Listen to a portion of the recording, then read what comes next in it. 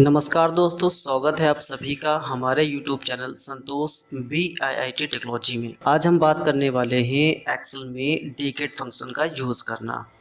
दोस्तों, डीगेट फंक्शन होता क्या है? ये वी लुकअप से थोड़ा सा एडवांस होता है। वी लुकअप क्या करता है? सिर्फ इस साइड का डाटा इस साइड को ढूंढने में मदद करता है।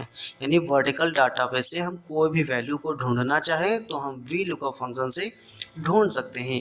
लेकिन डीगेट फंक्शन थोड़ा उससे एडवांस है। इसमें क्या होता है कि आप अपनी पूरे डेटाबेस में से यानी कि पूरी टेबल में से कहीं से भी किसी का भी डाटा आप बड़ी आसानी से ढूंढ सकते हैं।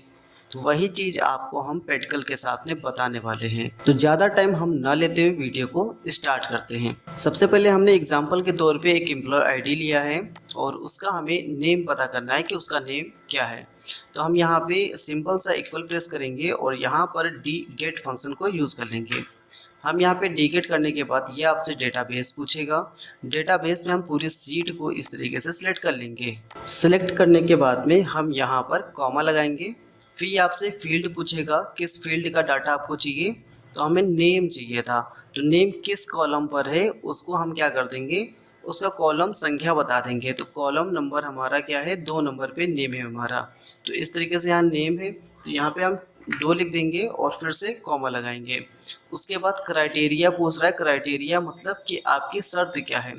तो शर्त मेरी जो थी वो शर्त कुछ इस प्रकार से थी, एम्प्लॉय आईडी और एम्प्लॉय कोड नंबर हम दे देंगे। लेकिन इसमें हमें क्या होता है कि यहाँ पर टाइटल के साथ में हमें सिलेक्ट करना होता है। अगर आप टाइटल के साथ में सिलेक्ट नहीं करते हैं तो ये आपका डाटा नहीं आएगा।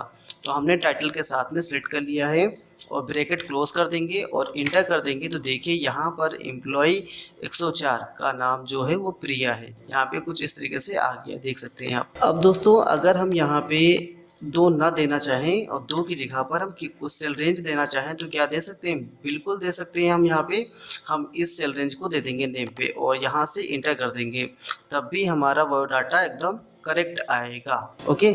और दोस्तों, हम यहाँ पर अगर सेल रेंज ना देना चाहें, यहाँ पर हम डबल कोट्स के अंदर नेम भी लिख सकते हैं। इस तरीके से डबल कोट्स को बंद कर देंगे और इंटर कर देंगे, तो यहाँ तब भी हमारा डाटा आ जाएगा। आई होप आपको ये समझ में आया होगा। अब दोस्तों, एग्जाम्पल के तौर पे हमने एम्प्लॉय 106 का कुछ इस तरीके से एम्प्लॉय आईडी ले ली है।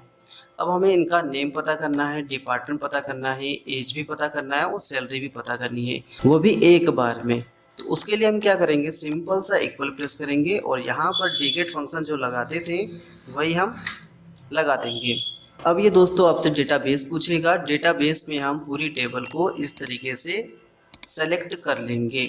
उसके बाद कॉमा लगाएंगे। ये आपसे फील्ड पूछेगा।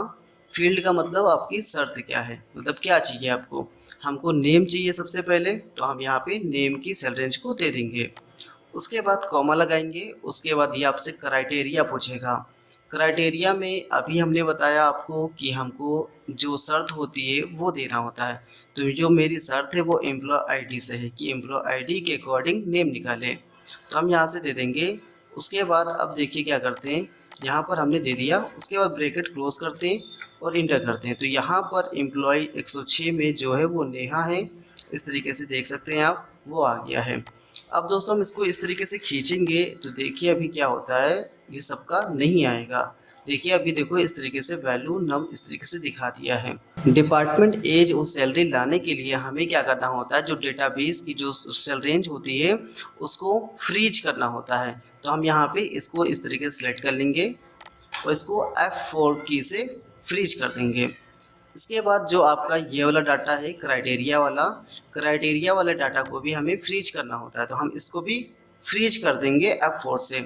इसके बाद इंटर कर देंगे तो यहाँ पे ये आ गया। और इसके बाद अब देखिए, हम यहाँ पर अब क्लिक करके इसको हटा देते हैं।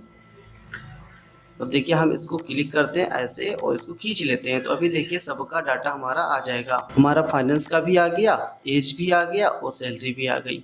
हमें सभी का डाटा हमें शो कर गया है। ठीक है, आई होप आपको समझ में आया होगा कि क्या दिक्कत थी, क्यों आ रहा था, है ना। ये सारी चीज़ें क्लियर हो गया होगा। अब फ्रेंड्स, हमको एज के अकॉर्डिंग नेम निकालना है। अब आप देख सकते हैं मेरे जो डेटाबेस है उसमें एज इस साइड में लिखा है और नेम हमारा इस साइड में लिखा है। अब इसके अकॉर्डिंग हमें नेम निकालना है, एज के अकॉर्डिंग। तो उसके लिए हमें क्या करना होगा, डीगेट फंक्शन का यूज़ करना होगा। ये काम दोस्तों VLOOKUP फंक्शन नहीं कर सकता है, ये काम सिर्फ डीगेट फंक्शन या इंडेक्स प्लस मैच फंक्शन कर सकता है। अगर आपने मेरी इंडेक्स प्लस मैच फंक्शन की वीडियो नहीं देखी है तो डिस्क्रिप्शन में इसकी लिंक हम दे देंगे, वहाँ से आप इसे देख सकते हैं। तो चलिए हम डीगेट फंक्शन को करते हैं, यहाँ से इक्वल प्रेस करेंगे और यहाँ पर डीगेट को यूज़ कर लेंगे।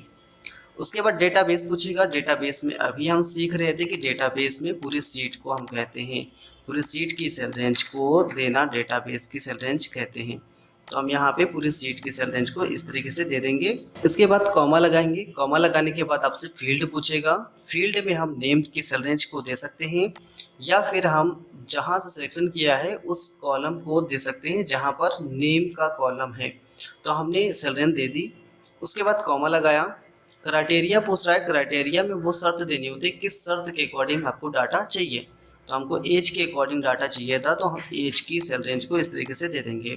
तो यहाँ पे हमको क्या करना होता है दोस्तों, हमको कॉलम और रो दोनों को सिलेक्ट करना होता है। तो हमने दोनों को सिलेक्ट कर लिया है, इस तरीके से आप देख सकते हैं। इसके बाद ब्रैकेट क्लोज कर लिया और यहाँ से एंटर कर दिया। तो यहाँ पे देख सकते हैं आपकी एज जिसकी 27 है वो नेहा है। तो यहाँ पे हम 27 वाले एज को देख सकते हैं, यहाँ पे नेहा नाम है, देख सकते हैं आप। आई होप दोस्तों ये फंक्शन आपको समझ में आया होगा। अगर आपको ये फंक्शन समझ में आया है तो प्लीज़ वीडियो को लाइक, कमेंट और दोस्तों के साथ शेयर करना ना भूलें। मिलते हैं किसी नेक्स्ट टॉपिक के साथ में, तब तक के लिए जय हिंद, जय भारत।